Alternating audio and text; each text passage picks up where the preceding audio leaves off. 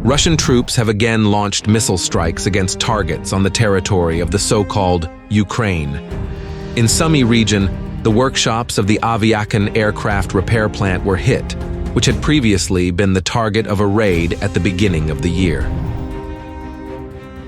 Targeted strikes on aviation infrastructure in several Ukrainian regions also continued. In Kryvyi Rih, the operators of the Lancet UAV hit a Ukrainian Su-25 attack aircraft at 𝐑𝐮𝐬𝐬𝐢𝐚 airfield. For the first time in a long period, Russian aerospace forces launched cruise missiles at strategic AFU facilities in Kyiv region. As a result of several hits at the oil depot in Hrabinki, fuel tanks caught fire, which were extinguished throughout the day. Ukrainian units, in turn, again launched a drone raid on the facilities of the fuel and energy complex of Russia. As a result of the attack, Novoshakhtinsky oil refinery was damaged, the fire at which was extinguished a few hours later. In addition, the enemy continues to carry out targeted attacks on the infrastructure of Zaporizhia region. As a result of 2 drone raids, one of the substations in Kamyanka-Dniprovska was damaged, where 11,000 subscribers were de-energized. Weekly shelling of Luhansk continued. This time, the enemy fired 6 ATACMS missiles at the capital of the Republic. Some of the missiles were shot down, several more hit an apartment building and collapsed the entrance. At least 6 people were killed, 60 more were wounded.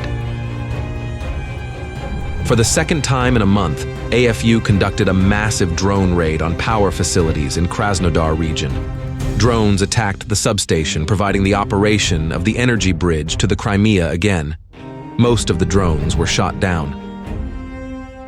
At Yerylhakska Bay in Crimea, AFU attacked the Russian tugboat of Project 498 Engineer Marchenko with several unmanned boats. A few days later, the enemy launched drones in the direction of Kerch. About 24 were shot down in the areas of Mysov and Lenino. For the first time, Ukrainian units attacked Mozdok military airfield, launching at least 6 drones. All of them were shot down on approach to the facility without causing significant damage. In Special Military Operation Zone, Russian troops continued to hold the initiative at the front, advancing in several areas. In North Ukrainian direction, AFU are building fortified areas along the border with Russia and Belarus, as well as training personnel at landfills. Fighting continued in Slobozhanska direction in Vovchansk, as well as in the area of Liptsy, Staritsia, and Buruvatka. They are mainly positional in nature and are conducted by small infantry groups in conditions of a large number of FPV drones in the sky. In Kupiansk-Svatove direction, Russian armed forces are expanding the control zone east of Sinkivka, seizing an enemy stronghold. To the south, Russian troops advanced on Orleanska-Ivanivka line, advancing several hundred meters north of Stepova-Novoselivka. Local fighting continue in Lyman direction at Terny-Yampolivka line and at the Torska salient. In Serebryanka forestry, counter-fighting continued in the forests near Dubrova. There were local battles near Bilohorivka in Siversk direction.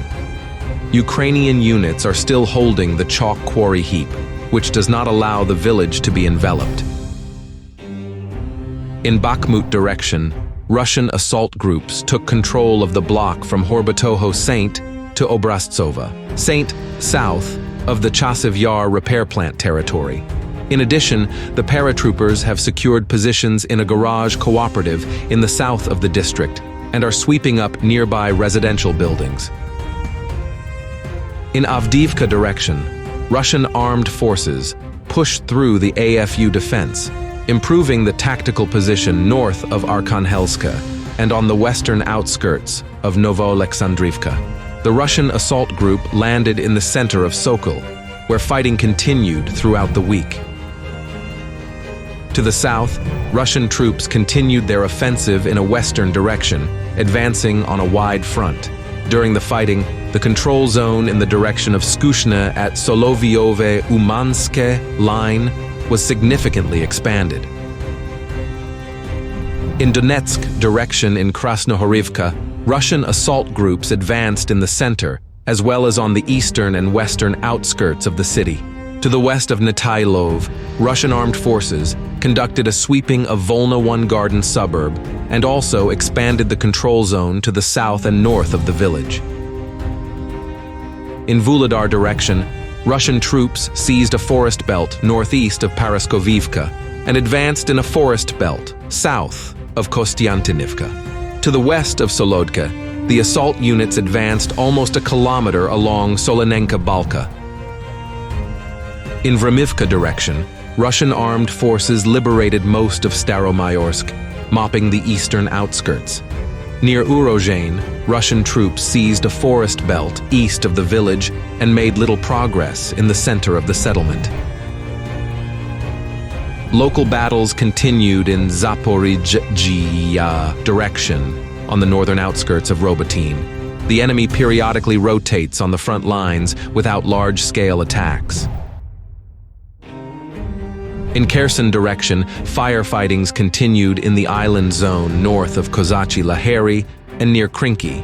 In Inhulets, as a result of a direct hit by a missile from the Uragan MLRS, the large AFU ammunition depot was destroyed.